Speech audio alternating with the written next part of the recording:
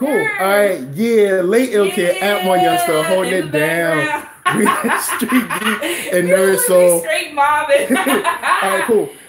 This episode we have to be super short and quick because the team has to go off and do some other cool stuff in downtown LA. But we are talking about Atlanta episode 5, Barbershop. This is this is a cultural journey that I don't think anybody else can relate to. This relates to whether you are a man or a woman, whether you like to get slicked down or cut off. Because this is very true for the beauty shops as well.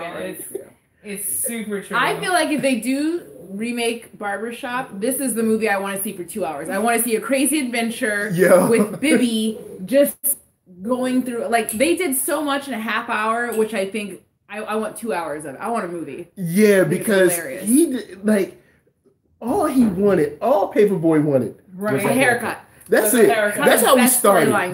We started. All I want is a haircut. That's it. He's not asking for much, and we go to see Baby Mama. We gonna do a whole lot. Get a son a haircut, mentor the other son. Right. We go to a lumber yard or steal from a construction site where he steals lumber. Right. And then we hit a lady in the back with some bad driving. After Paperboy had been like, yo, look at the road. Look at the road, man. Yeah, look at the road. He said, if you kill me, I'm going to kill you. Which I tweeted out. It was like, so, you can follow me at LaSoria Got Next, but also I'm on Black Girl Geeks. And I was like, it is the blackest threat ever. Yeah. Like, an uncle who's made this threat. An auntie has made this threat. Your mama has made this threat. Where they will come back from the grave and lay hands. Okay? My mom doesn't even say she come back. She said, when I see you in heaven, it is on. It is on. You will not escape this threat. Dead. I think we all know a Bibby, though. What I like about Bibby's character, which I don't know who the actor is, but he was brilliant. And there is an award for Best Guest Star, and I hope he wins it. I like about Bibby is that Bibby is really well-intentioned. You can tell he's a good dad. Like, he is a good person, but he just does... He's like Ern, but funnier Ern. Because he doesn't have it all together. Well, he's an Ern that actually does have a job. Yeah, Ern has a job and a woman and takes care of his children. Sort of. Because even when he finds out that his son is skipping school, he chases him down and tries to talk him out of it. He chases them down like the police. But we all know a Bibby. It's just like it was like sabotage on there. Yeah. It's like, yo, Bibby, you got a lot with you, man, right now. It's like, yo, you need to slow down. But you love him though, because I think it's also the writing, which this episode was written by Stefani Robinson, right? She's the only female writer in the bunch. And the fact that she, as a woman, wrote about something so intimate for men cracks me up, because I've never been into a barbershop. So, but you were triggered. Yo, the whole episode, I was like, I've had a barber like this. Now, not to that extent, but I've had a barber where this type of stuff has happened. And it's just like, dude, I just want my hair cut. That's all. I just want to get my hair cut. Is that to ask? What's the sacredity of, I don't know if that's a word, of black men in a barbershop? Because, like, I know women don't go in there unless they're unless there's ones that have both. Yeah. Right. It's kind of like the biggest thing in this episode is that was his barber. And like, when you're at the shop, you only get one barber, and that's like you're supposed to be your barber for life. And when you change your barber, it's like a huge deal. Down for the change of major. Like, you move to a whole different city, a whole different state. I don't think the loyalty is at that level. It's not for women. No, we will switch it up. If we find someone we like, we're gone. Like, it's just business. It's a wrap. I don't know what to tell you. I said that on my Twitter. If it had been a woman in a woman's salon, hands would have been on this girl already. Like, if you were already on the phone and tripping, it would have been a fight. But the relationship between a barber and his client, I guess, is that strong. It's I would have been tight. out. I would have been gone. There are hairdressers everywhere that I could find, but I guess not good barbers. And barbers, it's kind of like, because even when he went to the new barber, I was like, watch, they probably going to try to shame him or something. And because I've been shamed for changing a barber because of some Bibby type stuff. I was like, you know what? Next week, I'm switching. I've done enough. I done enough. No, especially when he hit the lady in the back, because it wasn't like a tap. He smashed into her car. Crushed. With warrants and no license. No license. And he was texting. And he was texting. He was trying to talk to an old boy in the back. Was that his son? Yeah, talking about using the good lotion. Like, it was unnecessary conversation, y'all. And he had the giantest Bluetooth in his ear, like from 2007 when I was in high school. We all wore those giant Bluetooths. Why? Like, Bibby was he had Bluetooth but wasn't using it. Like, and when he first came in, he was using it. He was like, I'm not talking to you. And then he was like, yo, what you want? And Paperboy was like, look, I just don't know who you're talking to. Like, are you talking to me or not? Like, because I need to know. And then his kind of attitude with Paperboy, but Paperboy held it in. He held it in. He didn't grab him up until later. Is anybody else frustrated how much these so-called thugs, they patience for their barber? Like, but like you said, for your girl, your mama, your best friend. Can they cut hair? Nobody you got patience like this for. Because I kept saying, why doesn't he just go home and cut his hair? But like you were saying, he has the usual. He has a look that he wants to go for. Yeah, he has a certain look, and he has the photo shoot. He wants to be. He wants to be on point. And Bibby did get him nice. Oh yeah, Bibby has skill. The skill was there. It was definitely there. Hi, Adrian. Bibby got him nice. What I liked at the end of the episode, instead of it being a normal ending, like, he switches barbers, everything's fine, he gets into the new barber's chair, and the barber asks him, you want a 2 or a 3, which I didn't even know was a thing. Is that the level of hair? It's the guard that's on the clipper. Like with dogs. It's kind of like, but not, Because when I go to Petco, they say, do you want 2 or 3? And I'm like, he'll take a 4. He likes long hair. She's doing you dudes dirty. Oh man, it's rough out here, guys. You know what I'm saying? But Paperboy is conflicted because he doesn't know if he's a 2 or a 3. So he looks to Bibby for help, and Bibby's like, nope. He's like, nope. I don't even want to hear it. I don't even want to hear it right now. This was the funniest episode. Shout out to Donald Glover, who directed this episode. He got to take a break. Yeah, I think it's the first episode he wasn't in. Yeah. So that's why he's directing. Also, shout out to Donald for that amazing 15-page script he dropped. Right, though? Okay. Yo, can we talk about that for like 2 seconds? This is Atlanta, and so, like, adjacent is anything Donald Glover, right? So let me confuse you again, because I've already told this tale several times today, so I ain't got it down to a science.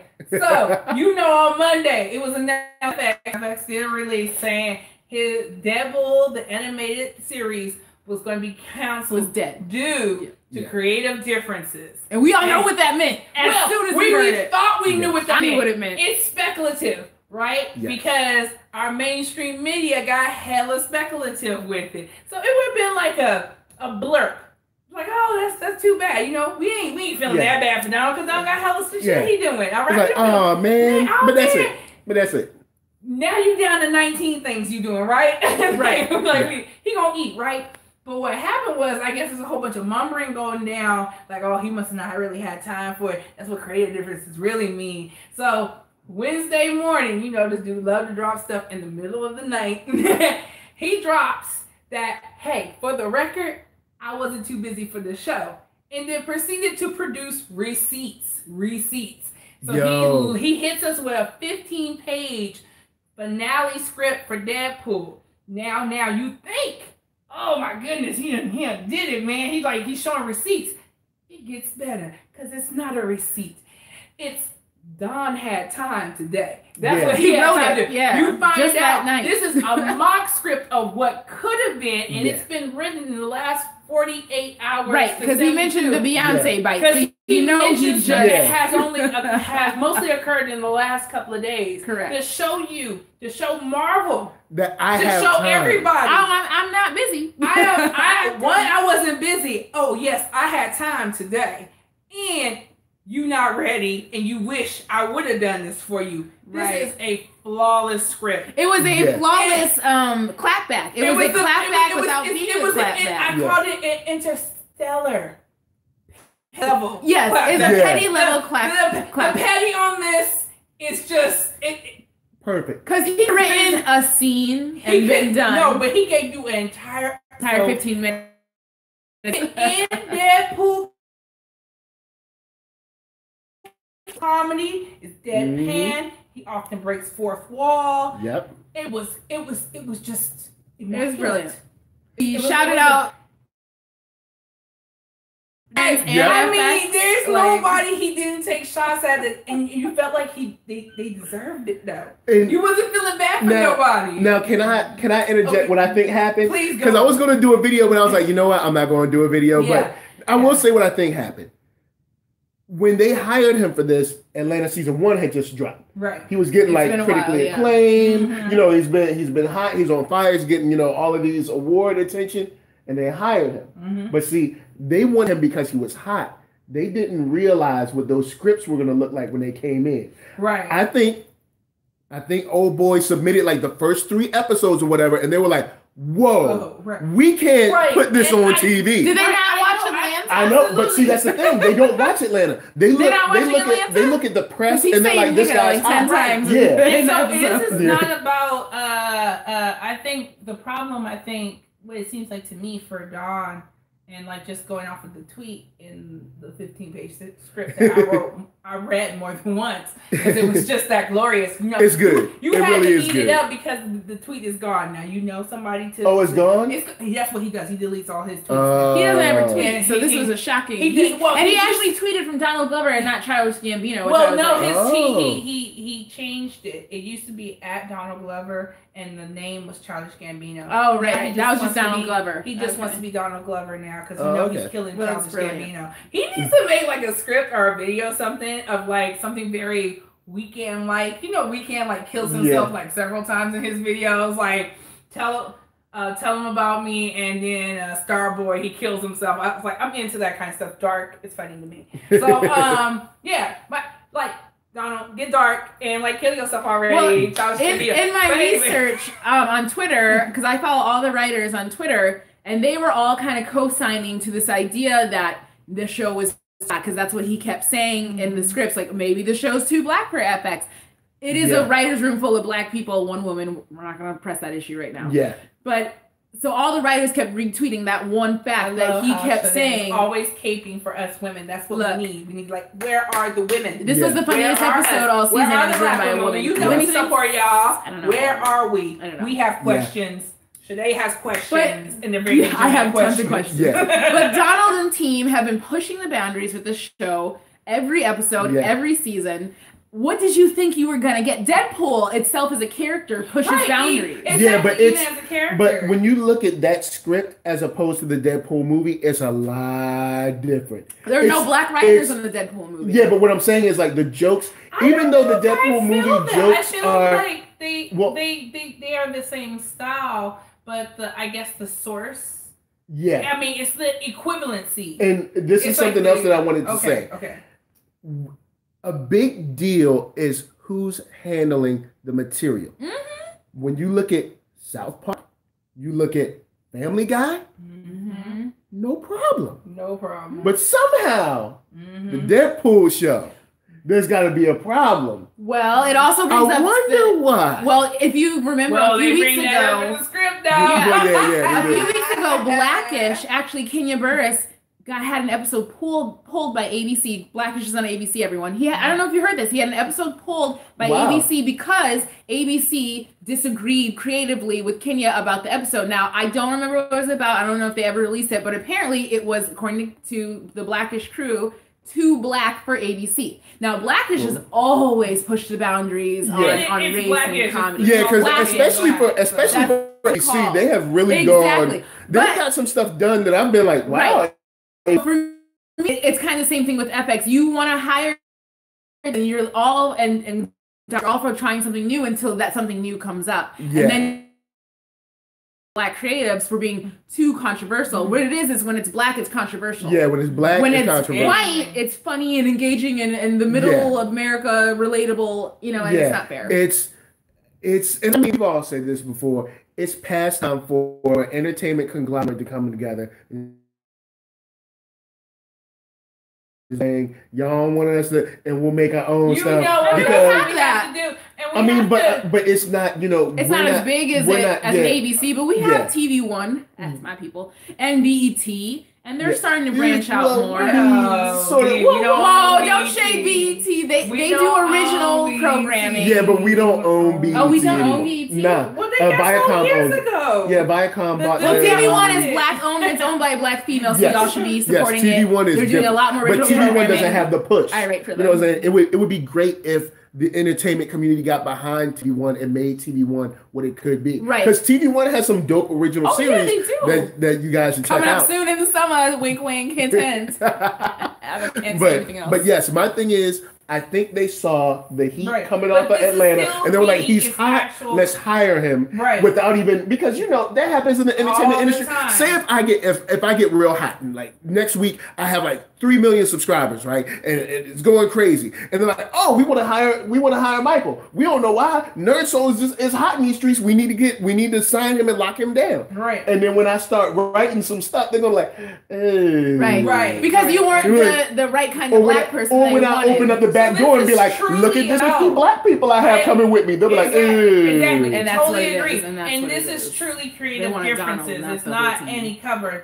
I think that's what I was getting at the heart of. Yeah. It's truly not anything else but creative differences. It's mad. Yeah. I think it's money. I think these networks, FX, ABC, are afraid of losing their advertisers, and what comes with black people's politics. We are political. Our bodies, our hair, our eyes. Yeah. We are political. Everything is policed. You can't mention black people without getting into politics, and that's why these networks get so afraid. Because they don't want to enter into because they're able to live their lives without. I mean, imagine. And I mean, I've said this many times. Imagine a life where you can wake up and you know that the most positive nature about you is already assumed.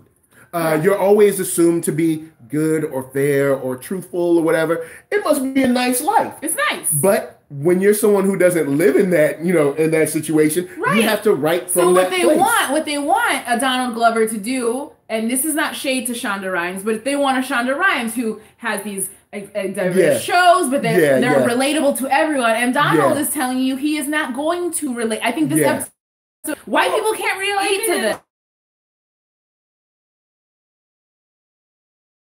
Please everybody. Please, we're not making it for white America. We're not gonna like dumb it down or just make exactly. Insert shade.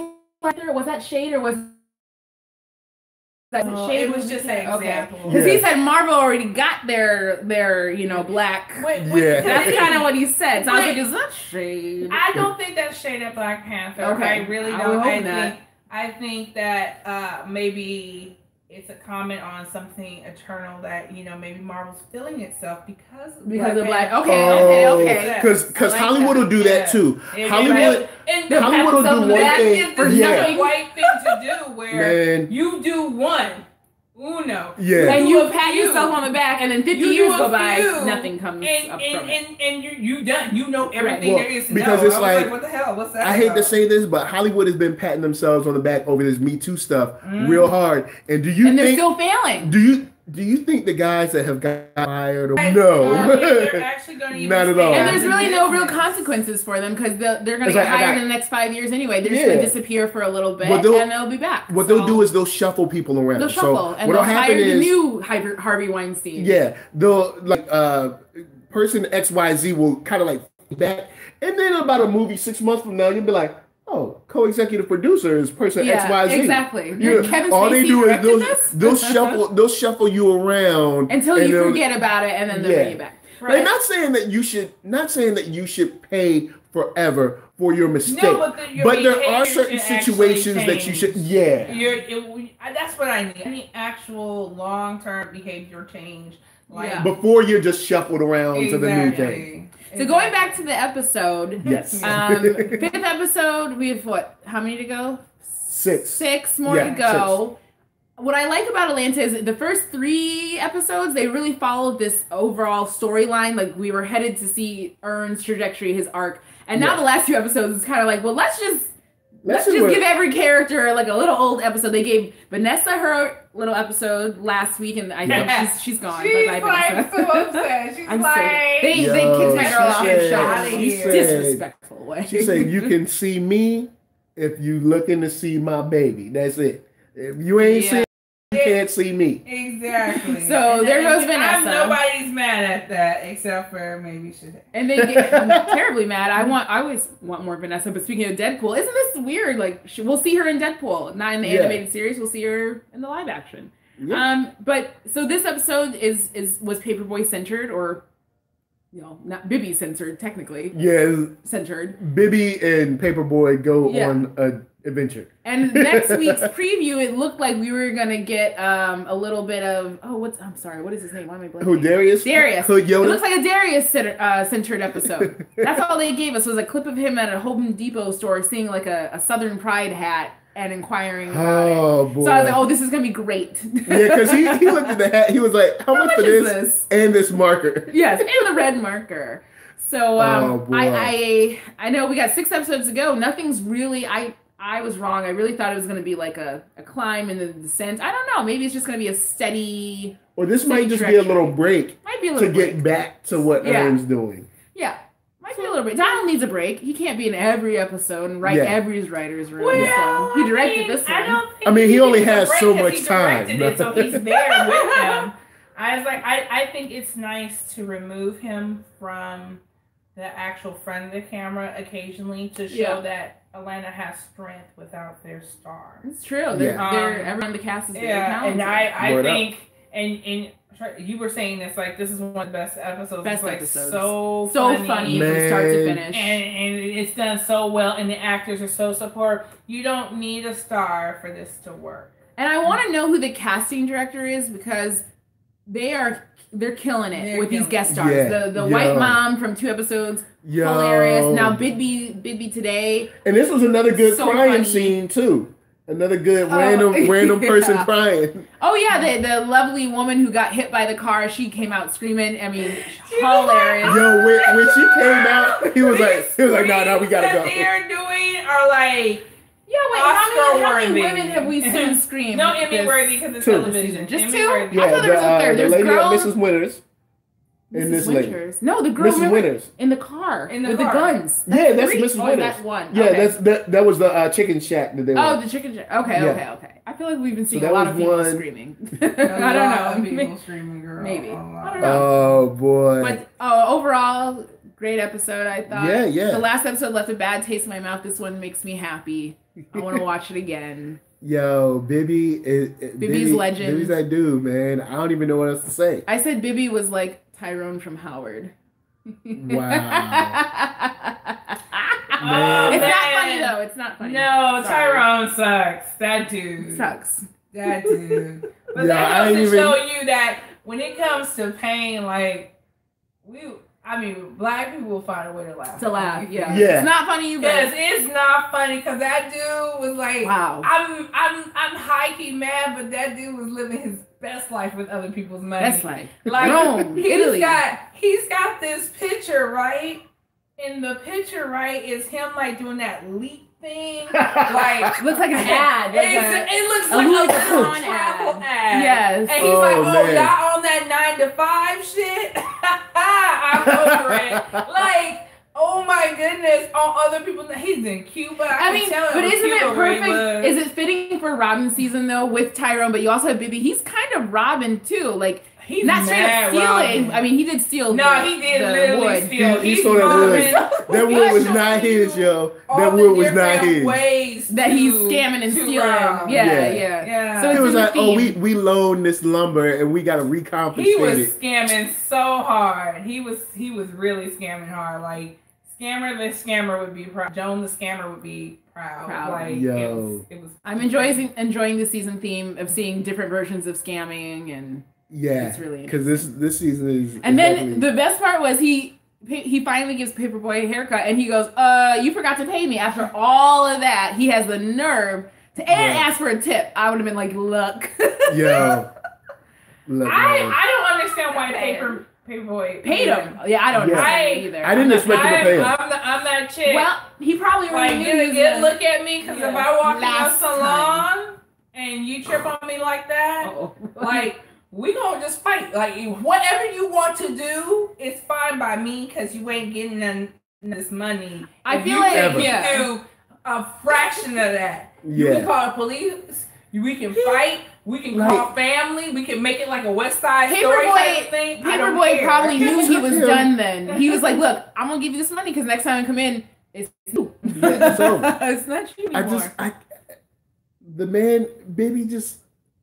I don't know. Much. I don't even say. Like, it was too much. It was sweet. And he was so bold. Like, he's like, he rewrote the entire day. And you know people in your life who do that.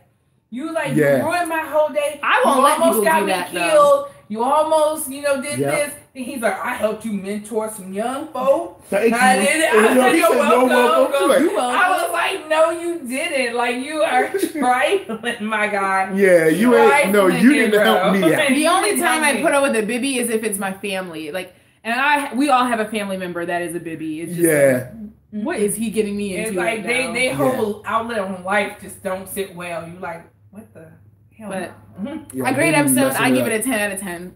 It's my favorite of this season. Amazing episode, guys. Like, holla at us down in the comments. Let us know your favorite part. Yeah, this episode is crazy. So before we bounce, where can the wonderful people find you? I'm Mercury LaStar at LaStar.next everywhere on the interwebs. And I'm at Sade Sellers.